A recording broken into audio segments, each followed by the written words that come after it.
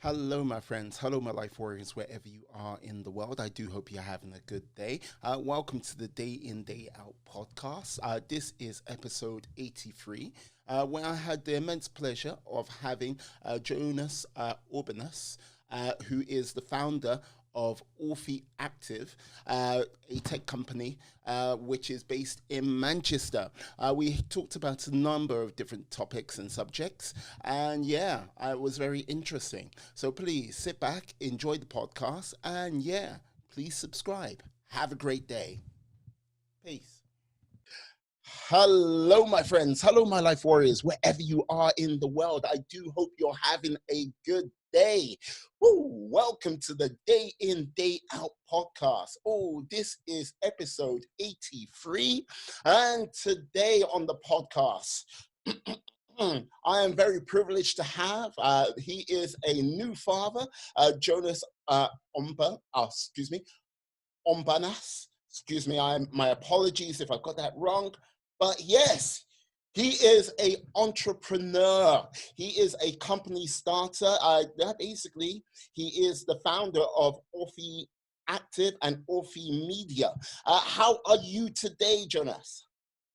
I am very well, and I love your energy, mate. Oh, thank you, thank you. I put it down to like copious amounts of drinking and yes, medication. But that's another story. Yeah, I'd like to say thank you for coming on today. And yeah, as I mentioned in the intro, yeah, you are a new father. So yeah, congratulations to you. And yes, I appreciate the nuggets of time you can give me at Yeah, this. I will try to match your energy because the sleep deprivation is getting to me bit by bit now. No. You'll be fine. You'll be fine. Yes. One of the reasons why I was bringing you on today, yes, you have, I've got to say, you have been a busy little bunny over the last few years. Like, yeah, not starting one company, but two companies, from media to like Orfi Media to Orfi Active. What is that all about, sir? It is a very long story, to be honest with you. And I don't know how much time have you got? Uh, how It long wasn't. is the string? Long story short, it wasn't by plan, to be honest with you. It's one of those things where you have to adapt and overcome, right? So everything basically. So Orphe Active, let's start with that one. Yeah. Orphe Active is an app that basically connects organizers of sport with participants, while also providing all the admin and managerial functionality for them, right? So we're trying to increase sport participation in the easiest way possible, reducing all the barriers to getting active. And that idea of an application has been in my head for ages. And so the first time it came about was in my last year at uni, back in London. I'm in Manchester right now. And that was about 5 to 6 years ago, right? So that it does add up. So whilst, on paper, it looks like Orphe Active is very new, which it is. We launched officially this year.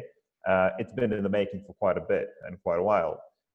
And the reason for Orphe Media, which is a digital marketing and branding agency, was that we failed with the app before. And sort of once you go through that, you need to figure out, what is it actually that you do, because you need to make money, you need to keep your staff and everything like that.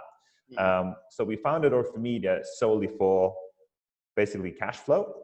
Looked around the room. From the previous startup, we had, I think, 5 or 6 staff.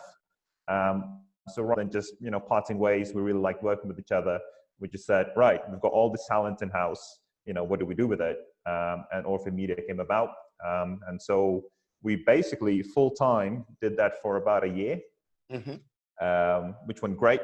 We want to do it for a lot more than a year. So while Orphe Media is still there, it's not our kind of go-to thing. It's like a supporting thing.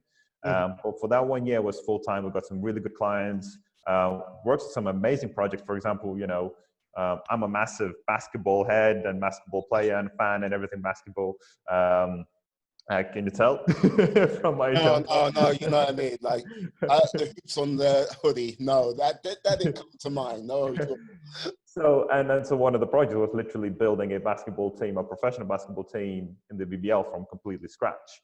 And so like when you start working on projects like these, you start thinking like, oh, I'm in a pretty good position. And the only reason kind of Orfi Active came about a year later is because people kept coming back to me asking, is it? Because we completely we finished it. Like we just in the startup world, especially tech, speed kills completely, right?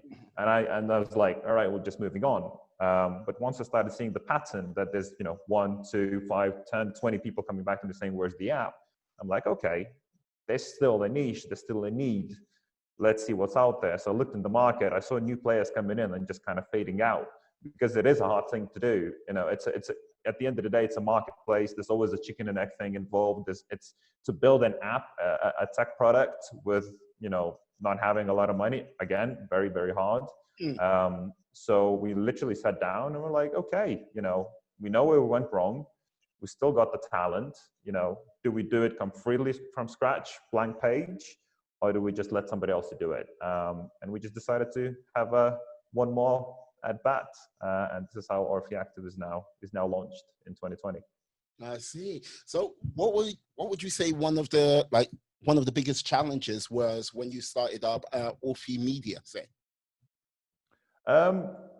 lack of experience and lack of leads. I mean, I'm always this type of guy that just kind of digs myself a hole and then tries to figure it out. So we were like, okay, let's just do an agency. And then we got the logo in, we got the website in, and it's like, right, we actually need clients, right? We've got the talent, that's fine. We know we're good at it. yeah. It's like, I don't know how to run an agency. I don't know how to do sales. I have zero leads. And I've never worked in an agency, so I don't know the intricacies of how to put together like a contract, how to do a proposal, and et cetera, et cetera. So that was probably the biggest challenge for me. Because let's face it, like when you look at the team, everybody was looking at me to bring in leads, because everybody just wanted to do their own thing. They wanted to do design, development, whatever it may be. And it was my responsibility to actually bring in the clients. So it was definitely the first 2 months was full on that, trying to be really creative and innovative and different in the way that we could get those initial clients. So what we did was, sending out handwritten letters in the post, proposals, a lot of, personal brand stuff and social media, especially LinkedIn. And that was about 2 years ago. So that was when LinkedIn still didn't have video and stuff like that. So actually got quite a few leads in there just by being a bit different, not just a CV on a platform. It was good. And I think we can touch on personal branding a bit as well later on, just kind of how important it is.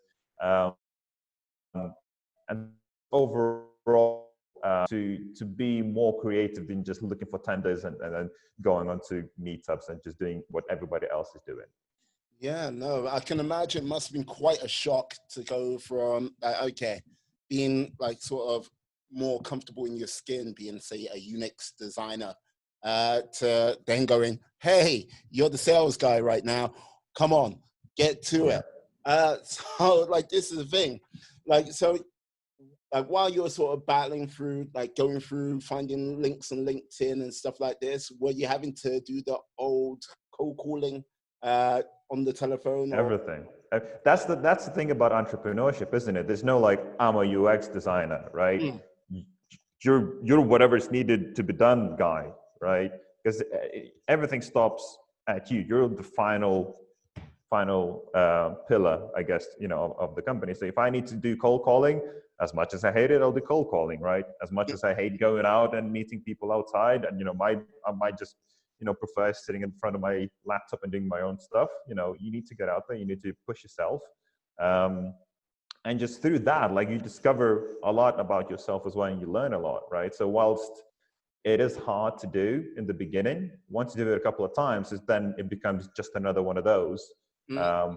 And so until it becomes just a habit, and then just try and find new things. So, even today, like, it's quite hard when people ask me, like, so what actually do you do? It is hard to answer that because there's no one, I'm not like an expert in this one thing. What this type of life of a business owner really kind of does is just makes you dip into absolutely everything, and then realize what you're actually really good at and really bad at. And then if you have the capabilities to delegate the stuff that you're really bad at to others and just focus on what you're really good at. So what that really helped me as well is to realize the difference between working in the business and on the business. Because for me, was really blurred lines. Like, I would get a client in, and then I would actually do the project, and then I finish the project, and then try and get another client in, which was very counterproductive. But I was very like, nobody can do it better than I can, right? Which is stupid. But at the time, it's kind of, especially I think in the designer community, it's a very like a precious thing because everybody has their own way of doing things and stuff like that.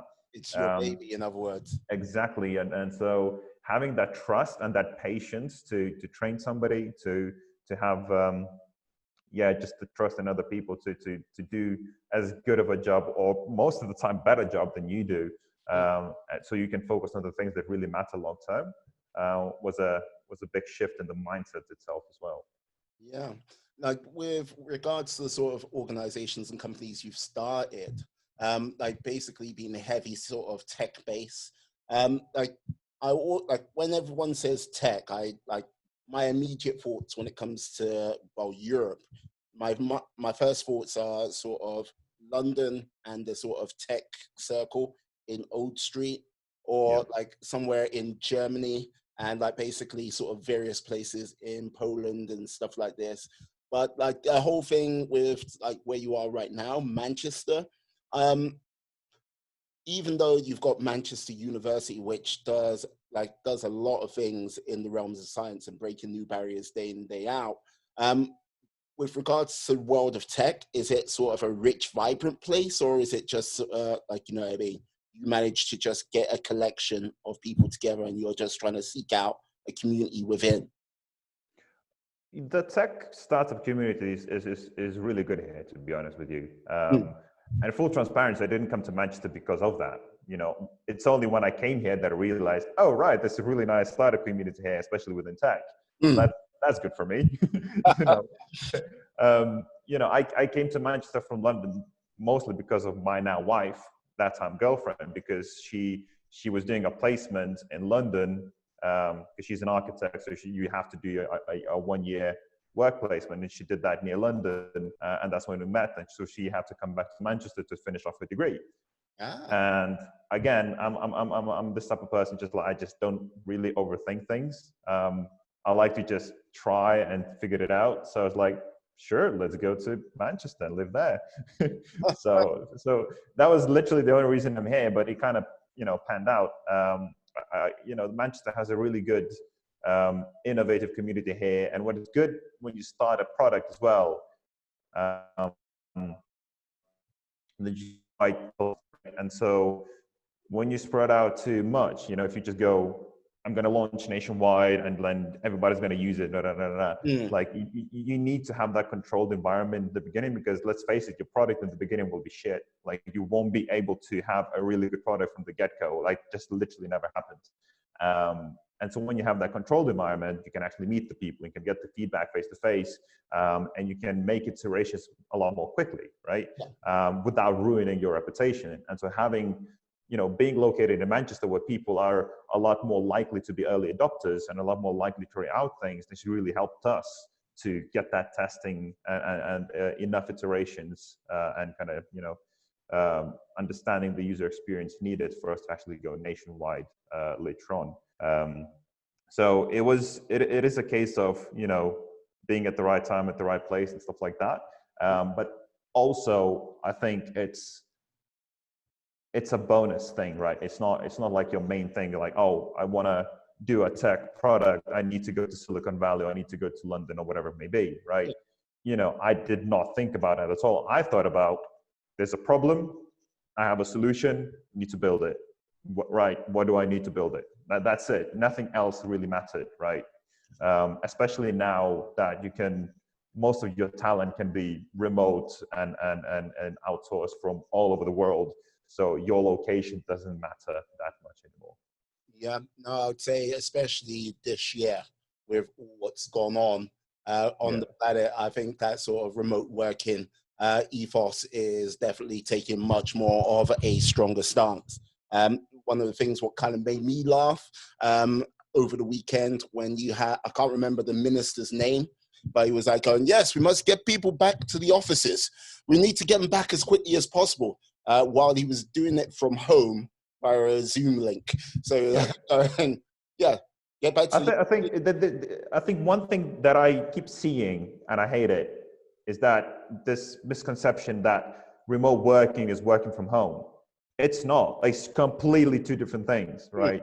Remote working is not working from home. Remote working is you do whatever you want to do, wherever you want to do it from. Like you can go to a coffee shop, you can go to a beach, you can go to a park, whatever it may be.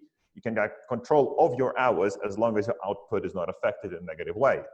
Whereas now people think remote work equals coronavirus, work at home, can't go anywhere and socialize. Yeah. And then you go, oh no, remote working is really bad for your, mental health and really bad for you physically and right? So I think just we need to really make sure that we just make that distinction between the two.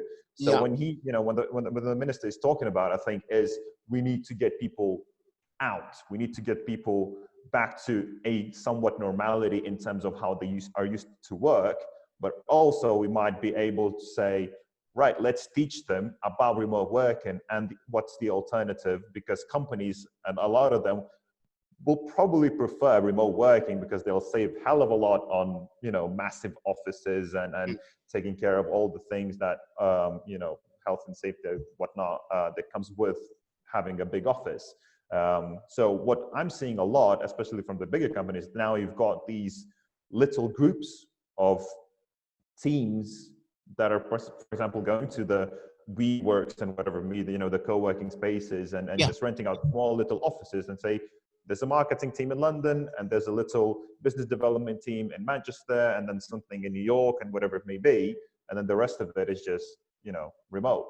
And I do think that that's where everything is going anyway. And that's where I will be going bit by bit with my company, just because, there is value in being kind of everybody in one place. To force it just for the sake of being that, I think is a bit stupid. It's just more about you learning to work in a different way. Yeah, I would say one of the things which is slightly different in the realm of techs with regards to remote working as well, which has been sort of, I think, long standing for the last few years. It's with regards to sort of coding and development, how some companies work with, they'll have their team locally, but then they'll sort of send over the code to, say, somewhere like India, which has got like the time difference on its side, test out that code, and then basically send it back. So sort of like adding to, like, basically sort of troubleshooting it as they go along, which has been very effective. I can't even tell you how many years they've been doing that for, but yeah. You most probably have much more better knowledge than I with regards to that. Do you take that strategy at all? It's kind of as come as you go kind of thing. There's no like one strategy I've got in place on how we do things. Obviously, user testing is at the core, and obviously the platform testing is at the core of it. So, a early startup, we really look at where we spend our money, right? So most of the testing and everything else we do ourselves. So we don't have at the moment that luxury to just go and hire a separate development team, whatever it be, just go like, yeah, test this for us and troubleshoot this for us, right? But if I had the opportunity to do so, I would absolutely do it, right? Because it's not only saves a lot of time for you, but it also gives you a completely different perspective from a completely different person in a different place. And they'll just see things that you will never see because you're in your own little bubble, right? But for that to work, for anything like that to work, it just comes down to communication and over communication in a way. And I'm not talking about like 6, 7, 8 hour Zoom calls, right? That's completely, that should be gone. I think, when people go again to remote work and they try to replicate the 6 hour meetings in the office on a Zoom call, and it's just mind boggling. I just don't understand it. I think what really needs to happen is people need to be a lot more purposeful and really learn to express themselves in a written way. Because let's face it, what we're doing right now, and we're kind of trialing it a bit, is every single week, every Monday, rather than having like a catch-up call or a stand-up, whatever it may be, we just have a set of questions that we always answer. And it's kind of like, how did you feel your last week went? What are the things that you achieved? What are the things that are kind of got in your way? Are there any kind of blockers? How do you rate, your day? And we really try to get people not to go like one-liners, but really to tell a story, right? To really express yourself, like spend 30 minutes to an hour if you need to, but really kind of express yourself. Not only I did this and this and this, but explain why, what was your thinking process behind it. And what that does, not only kind of allows you to be a lot more concise and purposeful and saves everybody time, because you can read it whenever, and what you read is actually, thought out. But also what it does is for those people, they get to really reflect on their previous week, really think about it. And once they do that, it really affects them in a positive way, the future decisions that they make. Because what happens in those Zoom meetings or any meeting that's face-to-face, it's one person or two people talking, and then the rest of them just yawning or looking at their phones or whatever it may be, and just wishing that this is going to be over, right? So again, I'm not saying everybody needs to go into remote working or whatever it may be, but there's a lot that we can learn from that. And so for me, what I'm trying to do with my company is really reduce the amount of meetings that we need to have. And the only time we have some sort of a call or a meeting or anything like that is when we go through those Monday, the whatever bullet points or descriptions, whatever you want to call it. And we see that, this couple of really big blockers, or something really didn't go well, or this person is not feeling well, or whatever it may be. Then we allocate, let's say, right, we need an hour to really pan this out. Let's have a call, do it, and just carry on. Yeah, if that common theme keeps coming up, that it's coming from at least 3 or 4 people, and like, okay, this is something that has to be definitely addressed, taken care of. Yeah, like, you know what, like, yes, all I've got to say to you about the sort of like roundtable meetings, if you can get rid of those, I would say amen to that, and I'm sure you'll get voted in as Prime Minister or President, because I think that's one of the worst things you can, like, what still continues to today. Beforehand, like, just sitting around the big table, as you say, it's 1 or 2 people like just talking, or it's just being led by one person, and like you've got to sort of like stand up, do your little report card thing, sit down, and then still wait for about an hour before you can excuse yourself or before it ends. So that's, I think I'm being generous on that time scale myself. For sure.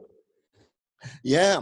So you set up Orfi Media, Orfi Active, and Orfi Active, as you said, it's a platform to bring together people, like, is it personal trainers or just like sporting groups?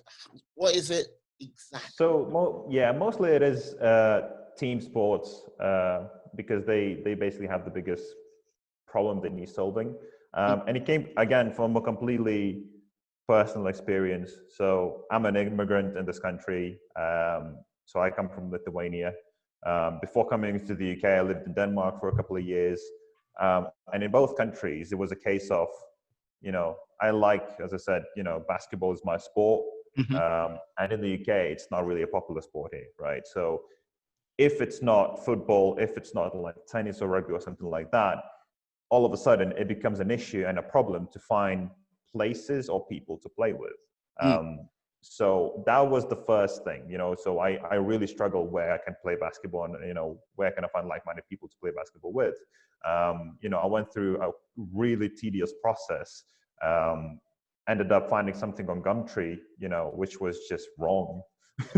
And, anything could have happened. It's like, well, you know what? Let's be honest. Gumtree is not the place you say, "Got sports team." You can go to Gumtree Exactly. for many other things, but Exactly. But that was the first kind of things like, right, this is not normal. This is not how it's supposed to be. And then when I actually did go to a couple of sessions, I saw the other side. I saw the organizer side of, every single week going through. At that time, they did everything through email. So you'd send email to everybody. They would need to respond yes, no. They would do like an Excel sheet thing and everything else. And every single week, it's the same thing. Now, it's supposedly better, but it's actually worse with WhatsApp groups, because every single time you go and, right, who's in this Saturday? And you go like, yeah, no, yes, no, yes. And then the organizer has to spend time going through the yeses and nos, allocate everything. Then on the day, half of them drop out, don't show up. Then when they do show up, half of them forget the money, and then the ones that don't forget the money, you just, dragging shitloads of pounds in your pocket and stuff like that. It's just the whole thing is dated, right?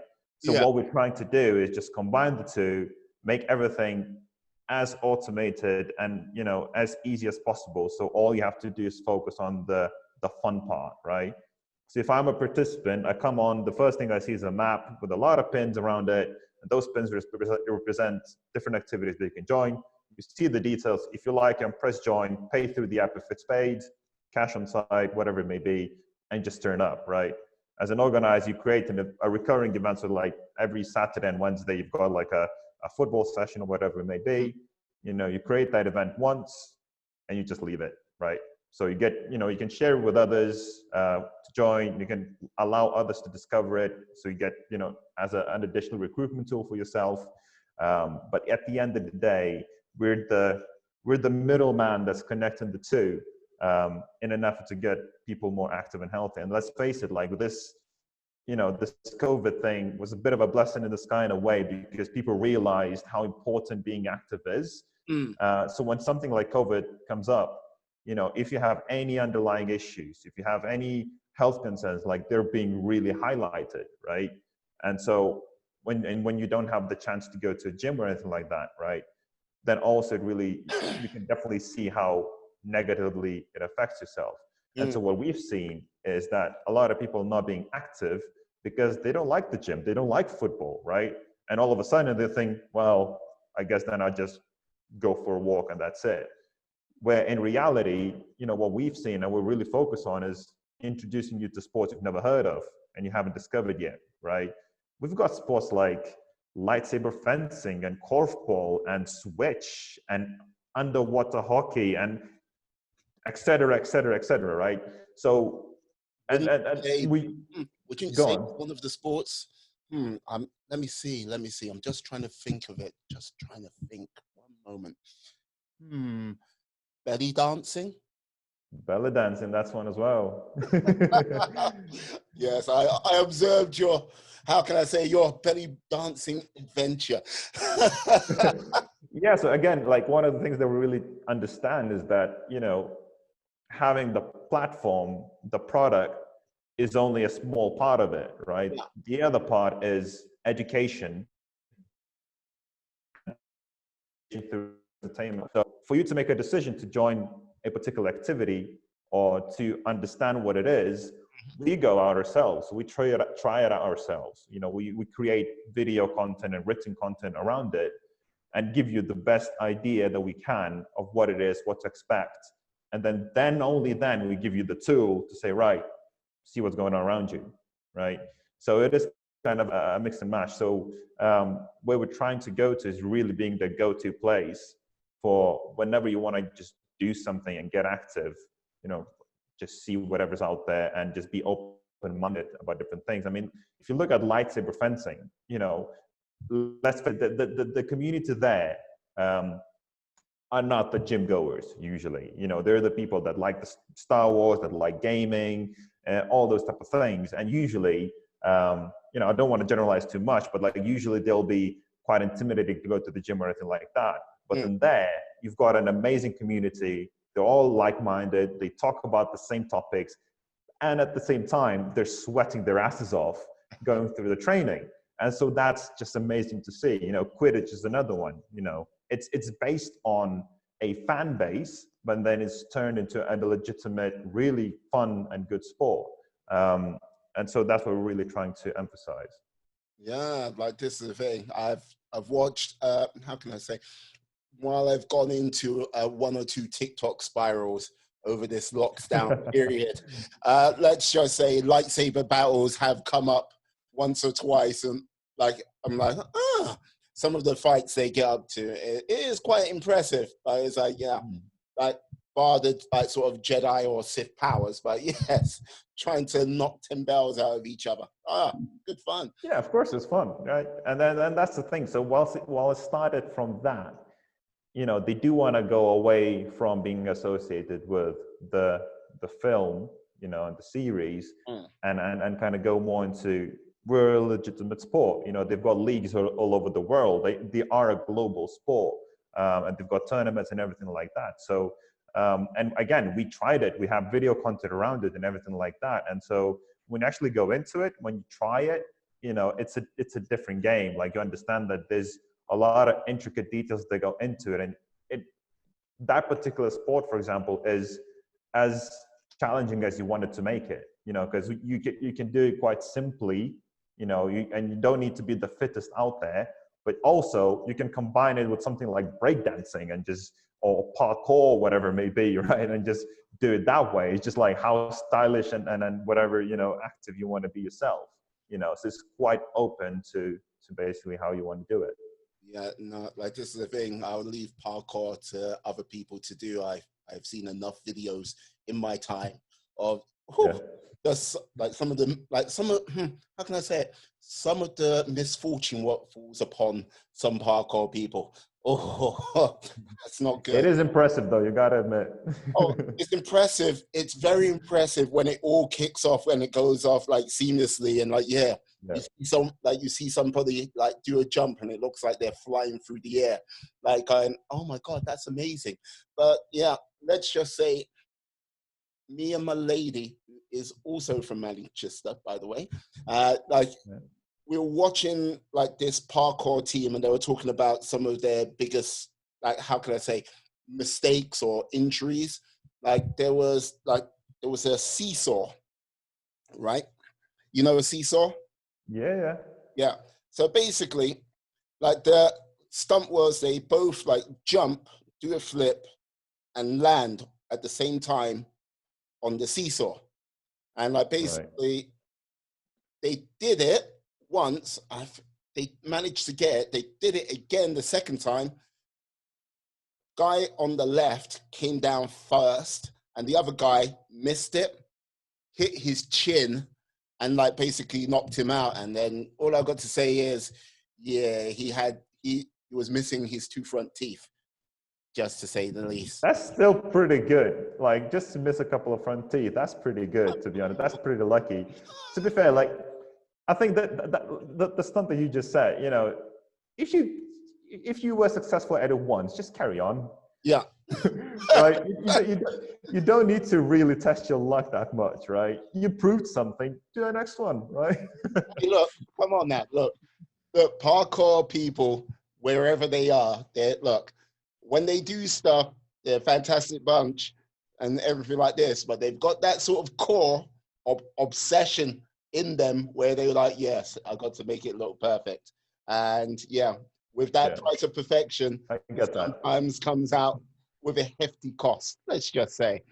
But no, I understand that mindset though. I completely do, because it transfers everywhere as well. Like, even in business as well. Like a lot of times you just want things to be perfect, but as you go, you learn that done is actually better than just having something perfect. One of the big reasons we failed with the app the first time round was we never launched. Like we just kept doing and doing and just trying to get something in and cramp it with features and stuff like that we never really properly launched. And then when we did, we created a lot of stuff people didn't really need or want, because we didn't ask enough questions. We just based everything mostly on our own experience and assumptions. And so, you know, exactly that, you know, if you try to be too perfect, you know, that's not what people are looking for. They're looking for what's better than what I've got right now. So this time around, have you sort of kept it like smaller, more sort of core based, and like you're just gonna sort of like bolt things on? So everything now has been done in iterations, and everything now has been a lot more structured and planned. So the first time around, we had no idea what we were doing. We just were winging it. You know, I didn't know how to run a business.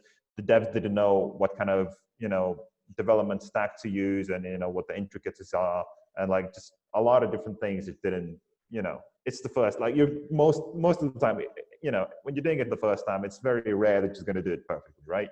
So the second time is literally, we spent the first few months just planning out every single step. This is what we need to do. These are the milestones. These are the sprints that we're going to be doing, and these are the expectations.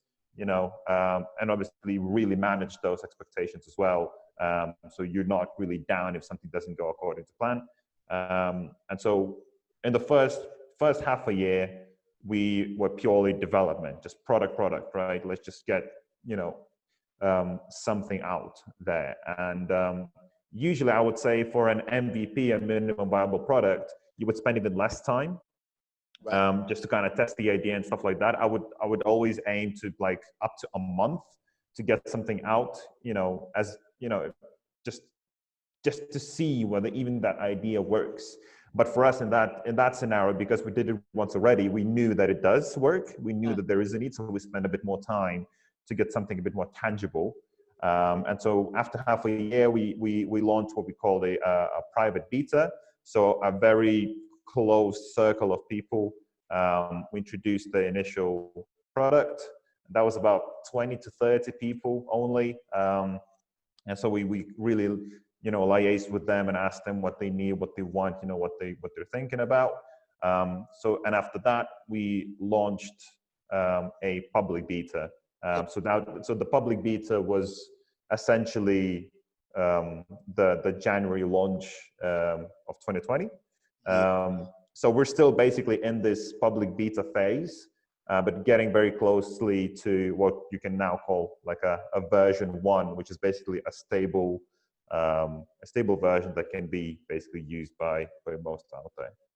Yeah, no, this is the thing, like, because of the very nature of what your app does, like bringing people together, helping them find new teams where they can be active and everything like this. One of the things I'm like curious about, when you started your beta in January and like you were getting people to sign on, like it was like 20 to 30 people to start off with, and like, you know what I mean, moving it up, like starting to ramp it up.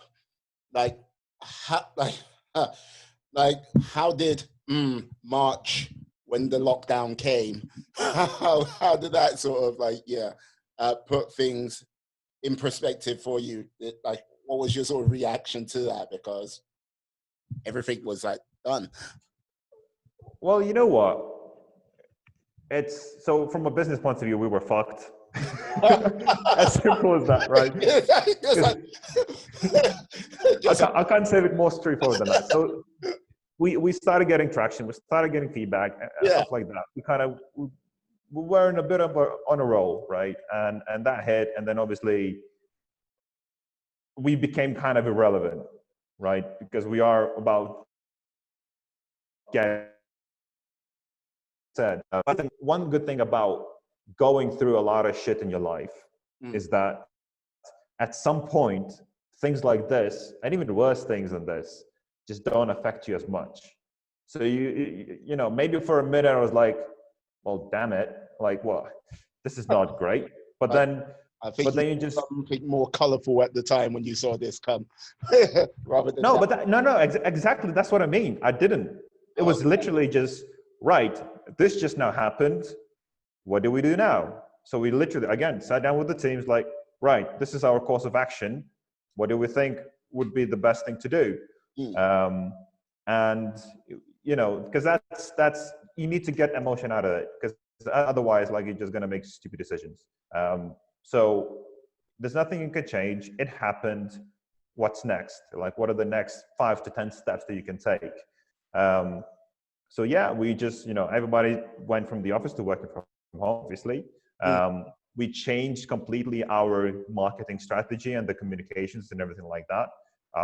We rolled out an online workouts feature where people still get active at home, and we started featuring other people that were doing online stuff. So just, gave them free marketing and free advertising on our platform, and we still have that, on there at the moment. And most likely is going to be a nice feature that is going to be complementing the physical activities as well long term. But it's just literally just trying to adapt to those things. But so in terms of like the product itself, I wasn't really worried. I mean, the need was so high for it that whenever we're back, it's definitely going to be needed anyway. The biggest worry was, how do we stay, as a team together? How do we pay salaries? Our funding got cut. We didn't have any much kind of monetization. I mean, the app didn't make money, so the only money that was coming was from Orfi Media.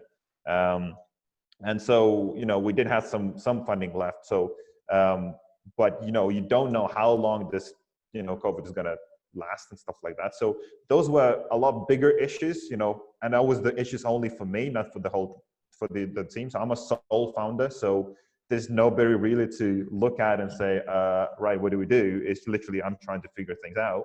And, within a month, it was a bit stressful, I'm not going to lie. But again, you keep your head level, you take one step at a time, making sure that that's in the right direction. And yeah, we figured it out in the end, and now we're in a pretty good position ourselves. And again, looking back, as I said, like this COVID thing might even be a bit of a blessing in disguise, because one, people are understanding the value of being active and healthy. And then two, we see a lot of teams and clubs and just individual organizers understanding that they need to go digital a lot more. So they avoid doing, cash exchanges and avoid doing paper and everything else. And again, this is where we come in. So hopefully the rest of 2020 and then 2021 is going to be a lot better. Yes, indeed. Like, this is the thing. Again, like basically end of this month, when like the furlough scheme ends for everyone, and basically everyone should be starting to get back into the working vibe, if the companies are there or not. I think that's going to be definitely a new upswing for many a company, because I think most of this year is going to be, everyone's going to just scratch this year. But 2021, even though I think it's going to be tough, I think it's going to definitely be moving in the right direction if we don't have a second wave or whatnot. So hopefully we shall just... But I guess what the point I'm trying to make is that it's whatever happens is what you make of it, and it's your perspective on it, right? Again, because I went through so many downs in my life, right, is that what's the worst that can happen, right? And even if, say, for example, my wife lost her job, she was pregnant, everything else, like, you could just go like, right? But what you do is, right, so this just now happened, this might be an opportunity for something else, right? Now, I'm not, judging anybody or anything like that, but when I see that, oh, right, I'm going to be on furlough for 6 months, I'm just going to play Call of Duty all the time and just see what happens when everything comes back. Maybe use that time to, educate yourself, maybe learn something new, maybe add a new skill that might be a lot more relevant. Like, I've had teams learn coding in 6 months and then make it their job, or do freelancing or whatever it may be, right? I've seen a lot of people do, launching like side business. Like, even I, like, through all of this shit, I still launched like a little side business because I just wanted to learn e-commerce. I've never done e-commerce in my life. I was like, I'm going to try and do it. And it's like, okay, now it's launched. Now we sold a couple of products. And I'm like, okay, now these are the mistakes I made. This is, where it works and stuff like that. So if I ever want to do e-commerce again, now I'm a lot more educated, and now I'll be a lot better at doing it than it was the first time round, right? And again, I probably would not have done it unless COVID happened. So it's just, again, it's completely what you make of it.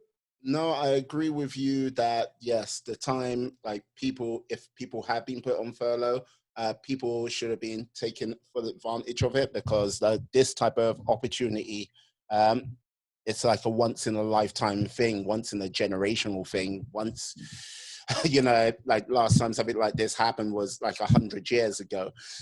Like for myself, with regards to, I had set up this podcast, and I was doing my podcast like from well, in about 10 days. I've been doing this for a year.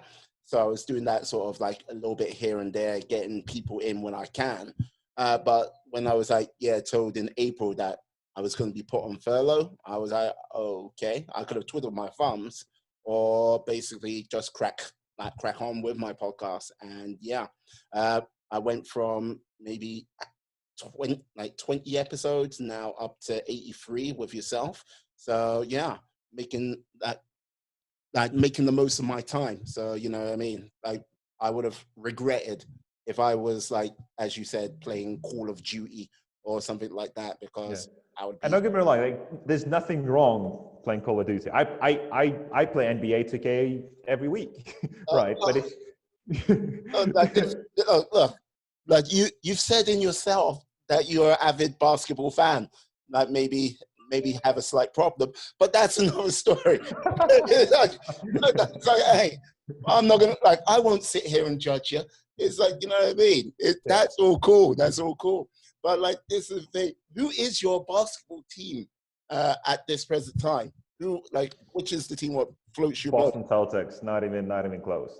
Boston Celtics. Boston Celtics. It started off random. I was about 9 years old, maybe something like that, and I followed a team in Lithuania that I really liked, and they had a green jersey. Yeah. And then so we had this player, Arvydas Sabonis, who then played for the Blazers and in the NBA. So we watched a couple NBA games, basically at 3 a.m. Yeah. with friends, and I just saw that team being exactly the same, Boston Celtics in the green jerseys and stuff like that, and I was like, oh, I like how they're playing, and I really like their kid. That's going to be my team. So it started off like that. But then as I grew up, I really started researching their history. I really started looking at what the players are. Then they got like their big three, started, winning even more championships. And, basically it just never stopped. I just became a really big Boston Celtics fan. And so one of my dreams, I still haven't gone to a real life game of Boston Celtics. That's one of my bucket list items is to go to the Garden and then actually watch the game. Well, like, this is the thing, like, the one thing about the city of Boston, like when it comes to any sport, like baseball, basketball, how can I describe it without sounding? They are obsessional, fanatical, and God help you if you get in their way. But yeah, Boston Celtic, I'm surprised, because around about that time, 9 years ago, that would have been kind of tail end of Miami Heat, like everything like that, I think, if I've got my basketball. I mean, to be fair, Boston Celtics were always in the mix. They barely had any down years. I mean, it's only in the past 6 years that maybe they were a bit down and going through a transition from the big three to the new rookies. But now the rookies are a bit grown up and they're great again. They just went to the second round of the playoffs. So it's, and again, like it's so you've got some fans that are very much play. There's a, for example, and so wherever he goes, that's I'm the fan of that team. Whereas me, I'm going to be sticking with that one team, through good or bad. I'm just going to stick with them and just see how it works. And so that's the way, that's the type of fan I am.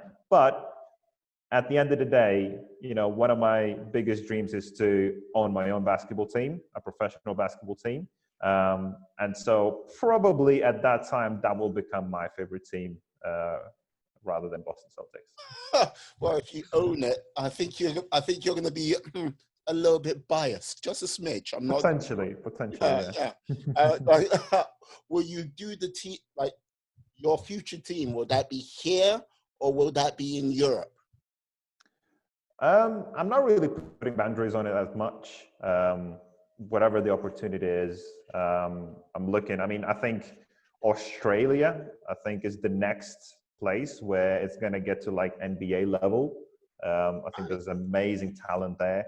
I mean, yeah, I mean, Europe, Lithuania at the end of the day, I mean, they're still an amazing basketball country. So I'm not really fussed about it. I just do want to get to that highest level in terms of kind of, quality of play. But yeah, I'm not really putting any boundaries on it. It's just something I'm striving for, really, on a very kind of egotistical way. But at the same time, like, it's not just like I want to own a team for the sake of owning a team. I want to own a basketball team because I do want to use basketball as a sport to help bring up youth, to help educate other people. You also have a platform that helps spread a positive message and stuff like that. So there's a lot that goes into it together with it. So the dream is just not just being the owner and having my name on it. It's more about what that entails as a whole, and so I do want to build training schools and stuff like that together with it. Yeah, because like this is the thing, like with regards to like you saying Australia, like that is a surprise to me because outside of America, Canada, like one of the things I learned over many moons ago, like during one Summer Olympics, I can't remember exactly what, that Europe was like, up and coming, and especially say countries like Greece are like, like basketball is definitely one of their main games to play as a community. But using basketball as something to generate a community interest, that'll be excellent. Yeah, I'm always a case. I mean, if you can follow your passion, then just go for it, right?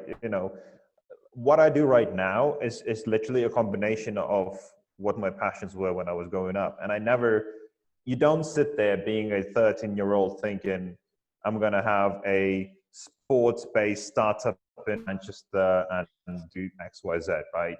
I was just sitting there. I love basketball. I love being active. I love computers. I was like, rather than playing with Legos, I was picking apart computers and putting them back together. And I was very creative. Like I like to draw. I like to dance. I like to rap, like everything. Like I just like the hip hop culture and everything like that. So kind of those things just come together at some point because it's just something you naturally are attracted to, right? So I was never a great student or anything like that because I never really listened to what other people told me to do or expected me to do. I was like, you expect me to do this, which is great. Does that make me happy? Probably not. What makes me happy? And I just go there, right? And once you have that, then how much money you get or what's your position in society or whatever, it doesn't really matter as much because at the end of the day, you come back home and it's just you versus you, right? It's you in your head. And then even if you've got kids or wife, whatever it may be, it's still at the end of the day, it's you in your head and that accountability and the responsibility for your happiness is with you. No, I agree. Like this is the thing. Like, it is you versus you, and like the whole thing. Like, it'll be interesting to definitely talk to you in like say a couple of years, like to see how sort of like fatherhood is going to sort of like shape your sort of thoughts. Because like right now, before we like started this, you're like going, danger everywhere, like sort of for your little one. But like it's like like in this sort of like start of your journey of fatherhood, 6 days in, or is it 7 days now? Can you remember? It's literally it's a bang on a week now. Like what are some of your sort of hopes and dreams with regard to this, or what do you think you might be expecting? So again, I'm one of those people that, while I'm a dreamer, right, I don't really have expectations, because this kind of, you know, the more expectations you've got, the more opportunity you've got to be disappointed. So I expect nothing. Like, we could finish the podcast and I could die. Like, I literally have no idea, right? So it's, well, I have this dream and I'll go towards it. You know, what is it right now that I can focus on that makes me happy, right? And that's it. You know, it's as simple as that. So with the kid, I have zero expectations, right? Be you, right? What I'm gonna just, you know, my responsibility is to provide you an environment where you can flourish to be whatever you want, right? If you look at Will Smith's kids, right, you know, they get a lot of slack of, like, you know, how they look and how they act and stuff like that, but why would you care? Like, focus on your own life. Like, if they're happy doing what they do, you know, why do you care? Right? And that's exactly that. Like, if my kid is going to be like that, then yeah, go for it, man. Like, you know, my job is just to accommodate you, right? So while, yes, everybody's asking me, because it's a boy, right? So everybody's asking me, like, oh, is he going to be a baller, right? And I'm like, the guy's going to be naturally introduced to the sport, right? You know, he heard the ball dribbling while he was in the womb. He's heard the ball dribbling when he was out already. So he's definitely going to be introduced to the environment. I'm not going to force anything, though, right? I can see you're not going to force anything. That's like, here's a top with a basketball on it. Here's a little basketball toy. Oh, look, here's a teddy bear with a basketball in his hand. It's like, I don't know where I got this love for basketball. It's like, like good. Yeah. No, but I guess what I mean is, like, so coming from Lithuania, what you're being taught a lot is find a safe job, be a bank manager or a lawyer or a doctor or something like that. Get a job and just try to keep it for as long as you can, because that's safety, right? That was instilled into my head, like, get grades, get a job, settle down and just live, right? Yeah, no. And that was never, you know, my thing, right? So I got a lot of slack. You know, I got, my mom said I'm going to be living in dumpsters and stuff like that. You know, I love her to death, but at the same time, it's kind of like, you know, she was really kind of forcing me to do these things. Like, I went to university not because I wanted to go to university. I wanted to university because of my parents, right? Because, like, I have to, right? So all these things, you know, I'd like to avoid if I can, because I just remember how that made me feel, right? Now, if you want to be a doctor or a lawyer and you want to go to university and get your PhDs and stuff like that, go for it, right? I'm not going to be one of those who says, no, don't go university. University is crap, right? No, it's good for you if that's what you want. But yeah, while I will be introducing my kids to basketball, just because, yeah, I mean, well, lucky or unlucky with you, you were born in my family. That's what it is, right? But at the end, if the guy goes, you know, and says to me, Dad, I really don't like basketball, you know, can I stop going to your games? I'm going to be like, I'm going to be crushed, but I'm going to be, sure, man, go do knitting. I don't know. You don't want to come to the, okay. Yeah. You're finally becoming a man. It's like you're breaking your dad's heart. But like, the thing, like, I wouldn't describe you as the sort of typical Lithuanian model if you just laid it out there. Like, leaving Lithuania to go to Denmark, like, live there for a while, then to come, like, to London, and then, like, like, meet a lovely lady from Manchester, and then to go up to Manchester and, like, like, build a life, have a family. Yeah. Well, but that's the thing, because I never felt like I fitted in. I don't feel like I was fit for the Lithuanian culture, really, or the mindset. Yeah. And that's why, you know, again, and I have friends that felt similar to me, but stayed because they were afraid to take the leap.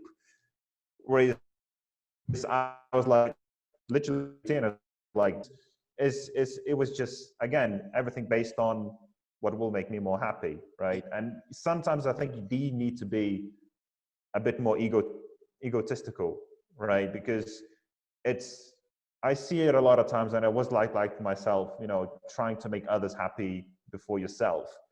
And what that only does is makes you unhappy, and then it's even harder to make others happy, right? While my mother was crying her eyes out when I left, and she kept hoping I'm gonna come back. Mm. Now when we have conversations, when she sees how happy I am and what I've done, again, like, she's the happiest mother possible, right? And that's kind of what you need to do. It's kind of thinking long term, and it might be hard, but like, yeah, if that's what it is, that's what it is, right? And so now when I come back to Lithuania, it's literally, it doesn't even feel like I'm coming back home. Like, yes, there's sentimental things, and there's things that I grew up with that kind of reminds me of certain events, but I'm a lot more, I don't know if I can say British, but I definitely prefer the British culture to Lithuanian. I definitely prefer the British people to Lithuanian. So when I come back there, I feel like a bit of a foreigner, because the way I act, the way I don't know, speak and dress or whatever it may be, is a bit different. I guess it's like a lot more laid back, a lot more warm, because I think Lithuanians are quite constrained and quite cold. Not because like we like to be that, it's just kind of the natural way that we were brought up, and kind of because of the country's past of being, occupied a lot and fighting a lot and a lot of wars and stuff like that. When you grow up and you talk to your parents and grandparents, and all they talk about, being in Siberia, barely eating, and losing their families and everything like that, then obviously you take a lot of that on you, and you get that emotion on you, right? So you need to sometimes like disconnect yourself from that and say, right, that was your past. While I accept it, now it's my turn. Now I'm in control of what I'm going to do. And so for my kid as well, that the fact that I had to go through quite a lot of shit to get to where I am today, and probably will still have to go through some stuff, that doesn't mean that he'll need to, right? That, if he can go and have it as easy life as he can, achieving what he wants, that's what he should focus on. No, like I have my fingers crossed with the little one that, has a nice, not so much cushy, but like, a life filled with adventure. That is a good thing. Like, one of the things with what you're saying, it reminds me of Jim Carrey was doing a speech at the end of during a university graduation. Yeah, I think I saw that. Yeah, he was talking about his father, like he said, he could have been the best comedian, better than him, and like he decided to take the safe option by doing getting the safe job and like this, and like basically he got fired from that quote unquote safe job, and like Jim Carrey was like going, you're better off doing something which you want to do, and it might not necessarily be the safest thing, because you'll end up sometimes always in the same place if you fail. I'm paraphrasing that last bit, I'm sure. But like the whole thing is accepting, like taking up that challenge, like to go out and do something bold, to like go out and do something a little bit crazy, which I think has to be in the DNA of all entrepreneurs, because let's just say there are times where you like go, my life would be so much easier if I was just like clocking in, doing my 9 to 5 and see you later. But it's just, you only got one life. Like, is that really what you want? Is just to be level, like with no ups and downs? Like, that's boring, right? And that's the thing. Like, I think this type of fear as well of like failing, whatever it may be, like each day, like especially now being in a startup, like tomorrow I could be quote unquote without a job, right? I don't think I'd be, go out and start cleaning toilets is not out of the question. Like, if that's what I need to do, I'll do it, right? And so I, without being kind of, I guess, too, I don't know if disrespectful is the word or anything like that, but I think there's always a way. There's always a way to make things happen, right? You just need to be creative and just fuck fair, right? It's just like, don't even have word and just, I've gone through living on the streets for a bit, I've gone through not having any food or anything like that. And even then it's just like, well, if this is the bottom, then all right, like now I know, right? So anything happens now, I'm like, well, I know this is my reference point to what's the bottom, what the bottom is. You know, I was literally, you know, we were locked down in the, you know, during this COVID thing and everything like that. I was like, okay, I'm sitting at home with the roof over my head, eating lunch, watching telly, and what I still, you know, want to say boo-hoo, I can't go to the park. Like, come on, like. You see, this is what I'm talking about. That type of spirit, that type of energy. Yeah, that type of drive. Look, because, yeah, like sitting back saying, boo-hoo, woe is me. Yeah, it's not, I don't, like, it's not in entrepreneurs' DNA most of the time. And if it is, those are the people who never succeed in being an entrepreneur. It's like, yes, life has like taken my, fallen out from under me. My business has gone wrong. But yeah, some people get excited by the climb. Some people get excited by the new challenges which come up from that. And some people are excited for finding a new solution. And yeah, I've got to say, like, yes, you tick many of those boxes. And yeah. That's a really good point that you said, because one of the things I was thinking about, actually speaking with one of my founder friends as well, is, you know, say, you know, when you get to that level where you're AKA successful, so whether that's an exit, whether you're building a massive business or anything like that, you know, we're speaking about, would you stay and run that massive business, or would you go out and start something new again? And that was quite an interesting point, because I remember, like, when I just started, I thought, I'm going to build this massive business and I'm going to, you know, have multiple offices and hundreds of people employed all over the world. I think, you know, everybody kind of does that, right?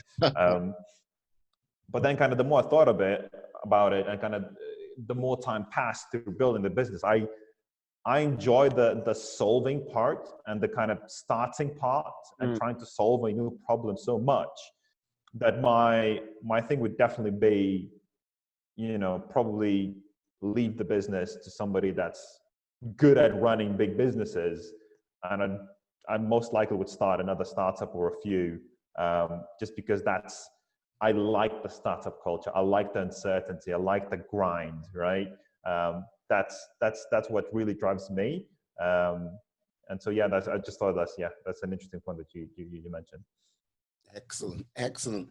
So, seeing as I have like one or two cosmic powers, if I could grant you one wish, what would that one wish be? And you can't own the Celtics because, like, yeah, I've had to promise that to someone else. But that's another story. So if I had one wish, what would that be? Yes. In all honesty, it's just that the people that are around me, that are closest to me, would have the best health possible. That's pretty much it. Because while we're talking about businesses and everything else, like, at the end of the day, and especially now that having my kid, it's nothing matters more than both me having the best health possible and the people around me, because I couldn't do anything that I can do right now without my health, right? And I went through, you know, the grind of like living on 4 hours of sleep, not eating well and stuff like that. And, you know, again, one of the reasons I failed the first time, I definitely feel my lack of good health was a big factor to it. So I think overall, if I could just wish everybody really just the best health possible, that would be the one thing, because I think then we'd be in a completely different place. You know, COVID and anything like that would not even be a thing, because we'd have all the immunity and ways to cope with it. Superb. Yes. If you could tell the lovely people out there how they can find you, not most probably through some Celtics fan page, but that's another story. Like, yeah, if you could tell them how they can get in contact with you, that'd be much appreciated. Yeah, I'm mostly active on LinkedIn and Instagram. Those are the two platforms. So LinkedIn, just type in my name, Jonas Urbonas, Urbonas. Same on Instagram. It's just my full name. And yeah, even if you type in anything Orfi Active, I'm pretty sure I'll come up in some shape or form. So yeah. Excellent. What I'll do as well, I'll put all of the information in the description below, so they can reach out, get hold of you. And yes, I'm sure I'll be in contact with you to see how Celtic goes. I won't tease you because I don't have any sort of stake in the basketball game, but nevertheless, I'd like to say, Jonas, thank you for coming on today. You have been a star, and yeah, I'd like to say thank you to all of you, my friends, my life warriors out there. Stay safe, stay well, be cool, be fantastic, be excellent. Be all the positive bees you can be in this world, and then some. Have a great day, guys. Peace. And we are